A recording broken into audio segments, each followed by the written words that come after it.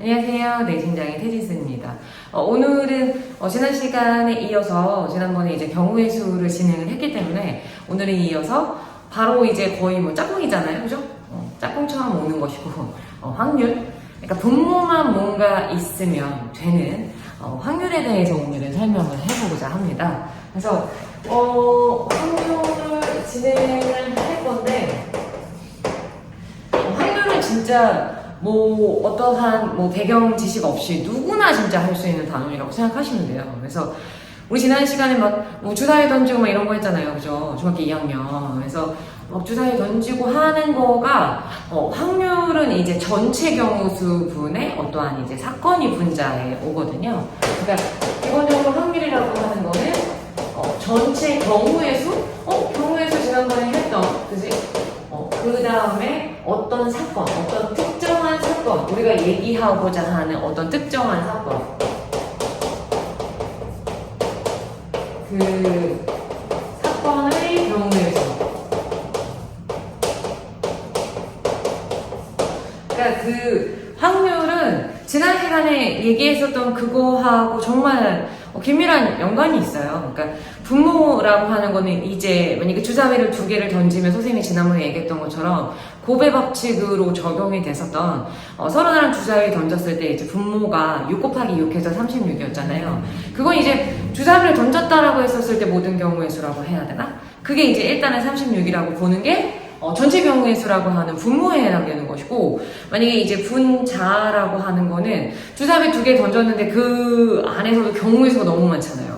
그러니까 뭐 예를 들어서 눈이 나오는데 2개를 뭐 곱했을 때 뭐 6의 뭐 약수가 나온다거나 뭐 그거야 뭐 수학적으로 얘기할 수 있는 것들이 너무너무 많으니까. 그래서 일단 주사위를 던진다라고 하는 거가 이제 전체 경우의 수이기 때문에 분모에 들어가고 어떤 특정한 거, 딱 내가 원하는 뭐 지난번에 얘기했었던 합의 법칙을 이용하셔도 괜찮고, 합의 법칙이다라고 하는 거는 2개의 주사위 던졌을 때 그 두 눈의 합이라고 하는 게 뭐 4가 나온다거나 5가 나온다거나 약간 이런 것들, 그게 분자에 나온다라고 생각하시면 됩니다. 그러니까 확률은 몇 %야 우리가 뭐 일반적으로 물어보잖아요. 그렇죠? 전체 경우의 수 분의 뭐 100%라고 하는 게 이제 전체라고 생각했을 때 그 중에 얼마만큼 차지하느냐, 약간 이거라고 생각하시면 돼요. 그래서 확률이라고 하는 거는 경우의 수가 분모 분자에 있는 거라고 생각하시면 되고, 분모는 내가 이제 뭔가의 이제 사건을 던졌을 때, 그러니까 뭔가 일어날 수 있는 모든 경우의 수라고 생각을 하시는 것이 맞다.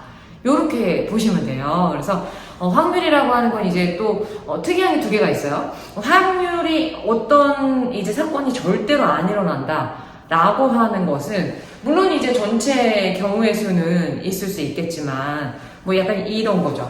만약에 주사위 2개를 던졌어요.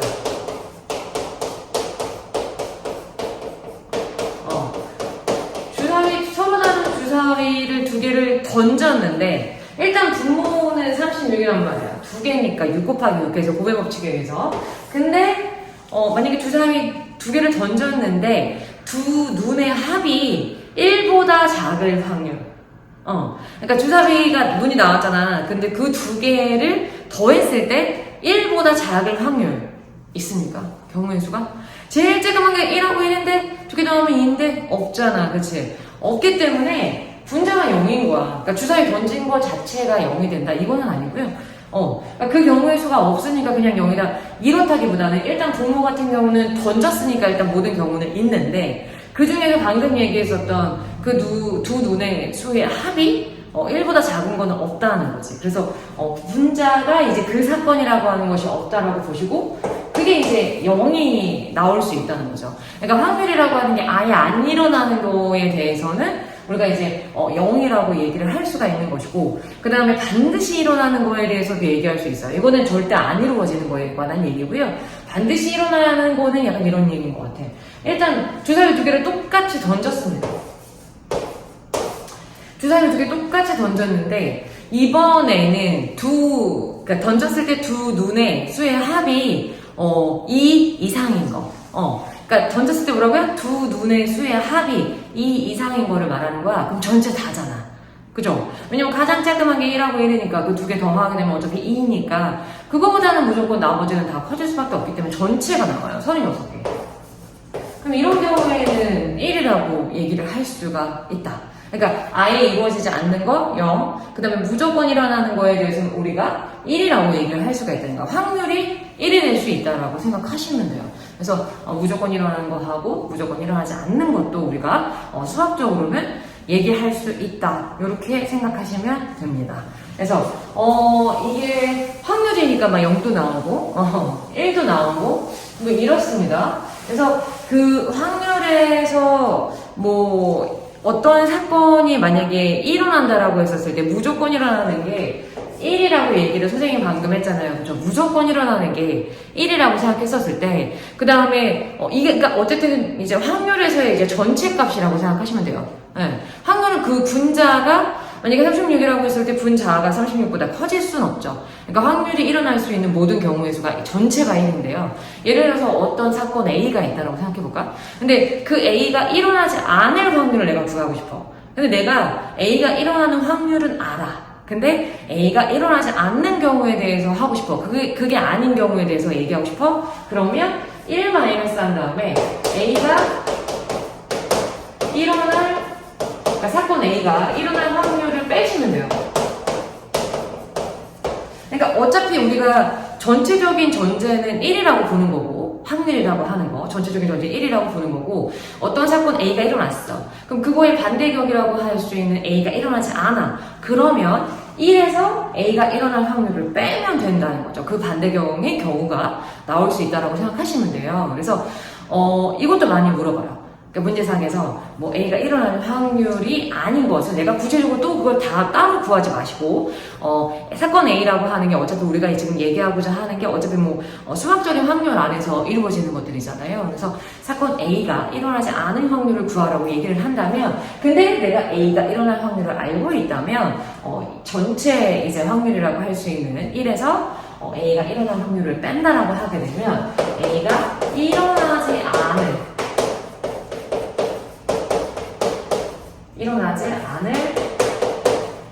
확률을 구할 수 있다. 이렇게 생각하시면 됩니다. 무슨 말인지 아시겠죠? 네. 일단은 뭐 지금까지는 어려운 얘기는 없었어요. 요거 하나 뭐 어렵지는 않고 우리가 알아야 될 것들 첫 번째로 얘기를 했고요.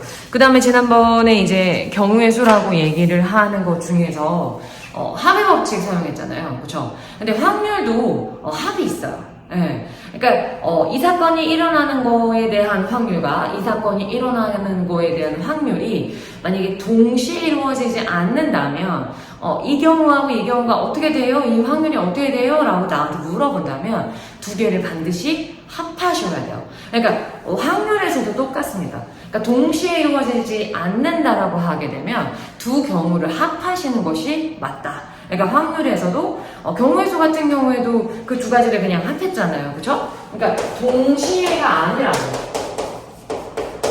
동시에가 아니라면 어떠한 이제 두 가지 이제 어떠한 사건에 대한 확률이 각각 있다라고 생각을 했었을 때 A, B라고 하는 각각의 확률이 있다라고 했었을 때 동시에 이루어지지 예를 들어서 않다라고 하게 되면 이거 두 개에 대해서 확률을 합한다라고 보시면 돼요. 이건 이제 확률의 합이라고 보시면 될 것 같고요. 만약에 동시에 이루어진다라고 얘기를 하게 되면 그때는 동시에 이루어진다라고 하게 되면 A 곱하기 B를 하셔야 돼요. 어떠한 사건이 이제 동시에 일어난다. 이렇게 얘기했었을 때는 두 개를 곱한다라고 보시면 된다. 이렇게 생각하시면 됩니다. 그래서 일단 동시에라고 하는 게 확률에서도 적용이 되는 부분이고 동시에가 아니다라고 하게 되면 그 각각의 것들을 이제 합해야 된다. 이것도 확률하고 경우의 수가 똑같다라고 일단은 생각을 해주시면 될 것 같아요. 네, 그래서 확률의 덧셈하고 그 다음에 이제 곱셈에 관한 얘기를 했고요. 아까 동시에냐, 동시에가 아니냐에 따라서 이제 합을 할 것이냐, 이제 곱을 할 것이냐가 정해진다라고 생각을 하시면 되는데 일단은 그 다음에 이제 빈번하게 나오는 것이 어차피 이제 합의 법칙하고 곱의 법칙은 기본적으로 안다라고 생각을 하고 연속해서 뽑는 것에 관해서도 얘기를 할 수가 있어요. 그러니까 예를 들어서 두 가지 경우가 있는데 예를 들어서 검은 돌이라고 하는 것이 만약에 5개가 있었다라고 그냥 가정을 하고 만약에 흰색이라고 하는 이제 돌이라고 하는 게 2개가 있었다라고 가정을 한번 해봅시다. 근데 이걸 두 가지 경우로 나눠서 얘기를 할 거예요. 첫 번째는 내가 이제 순서대로 두 개를 뽑을 건데, 순서대로. 그러니까 전체가 이렇게 있다라고 생각을 했었을 때, 내가 두 번을 뽑을 건데, 첫 번째에서는 검은 공을 뽑고, 그 다음에 두 번째에서는 흰 돌을 뽑겠다, 이런 얘기입니다. 근데 첫 번째 경우는 뭐냐면, 꺼낸 공을 돌을 집어넣는 거야. 꺼낸 돌을 다시 집어넣는다. 근데 두 번째 같은 경우는 꺼낸 돌을 다시 집어넣지 않아요. 집어넣지 않아. 요 두 가지 경우에 대해서 한번 얘기를 해볼게요. 일단은 맨 처음에 내가 지금 어쨌든 간에 이제 같은 주머니에 뭔가가 있다라고 생각했었을 때 전체가 7개잖아요. 전체가 7개에서 내가 맨 처음에 이제 검은색 돌을 끊으려고 한단 말이지. 그럼 이제 7개 중에서 검은 돌이 5개이기 때문에 일단 7분의 5라고 얘기할 수 있어요. 그쵸? 네. 근데 꺼낸 돌을 다시 집어 넣었단 말이야. 그럼 여전히 7개가 될 수 있는 거죠. 그럼 7개 중에서 그 다음에 이제 내가 흰색을 뽑아야 되기 때문에 7분의 2 이렇게 얘기가 된다고 볼 수 있어요. 일단 내가 곱을 썼죠. 밑에 것까지 한 다음에 설명하겠습니다. 꺼낸 돌을 이번 다시 집어넣지 않는다라고 했고, 일단 첫 번째 검은 공을 뽑는다라고 하는 것은 똑같아요. 근데 꺼낸 돌을 다시 집어넣지 않았어요. 그러면 총 7개에서 6개로 줄어들었죠. 6개 중에서 그때 이제 흰 공의 이제 변화는 없어요. 그죠? 흰 공은 여전히 이제 2개가 있는 거죠. 왜냐면 검은 돌을 꺼냈기 때문에. 그래서 요렇게 이제 곱의 법칙을 사용해서 이제 계산을 하지 않았습니까? 왜냐면 우리가 얘기하고자 하는 사건이 이제 뭐 첫 번째 검은 돌을 꺼내는 것과 두 번째 흰 돌을 꺼내는 것이 물론 뽑고 그 다음에 뽑고 이렇게 되는 거지만, 우리가 요거가 이제 따로따로 해서 어떤 사건을 나한테 물어보는 것이 아니라 첫 번째 무조건 검은 돌을 뽑고 두 번째 무조건 흰 돌을 뽑는다라고 했었을 때 그때 어떻게 되느냐라고 물어본다면 2개를 곱하시는 것이 맞아요. 왜냐면 그 2개가 따로따로 된 것이 아니라 2개를 이제 동시에 그것까지, 그러니까 이렇게 되면서 동시에 이렇게 되는 거를 원하는 거기 때문에, 그래서 곱의 법칙을 쓸 수 있다. 그래서 근데 약간 이렇게 뭔가 다름을 줄 수 있어요. 그러니까 뭐 돌을 다시 집어넣는다거나 돌을 뭐 다시 집어넣지 않는다거나 이런 식으로 해서 이제 전체 경우가 조금 달라지는 경우들이 있다. 이렇게 생각하시면 됩니다. 그래서 그 다음에 뽑는 거에 대한 영향을 줄 수 있는 이제 그런 형태라고 보시면 돼요. 그래서 확률은 어쨌든 간에 선생님이 방금 얘기했던 것처럼 전체적으로 봤었을 때 일단 경우의 수하고 아주 크게 다르진 않아요. 그러니까 경우의 수도 선생님이 설명했었던 것보다 더 많은 경우들이 되게 많거든요. 그건 다시 한번 설명을 할 것이고, 확률 같은 경우에도 분모가 전체 경우가 있는 것뿐이지 분자는 다 똑같습니다. 그래서 분자는 경우의 수로 해결이 가능하다. 그래서 확률이라고 하는 거랑 경우의 수라고 하는 거 굉장히 밀접한 관계가 있다. 그래서 선생님이 경우의 수랑 확률을 묶어서 조금 더 많은 문제를 이어서 풀도록 하겠습니다.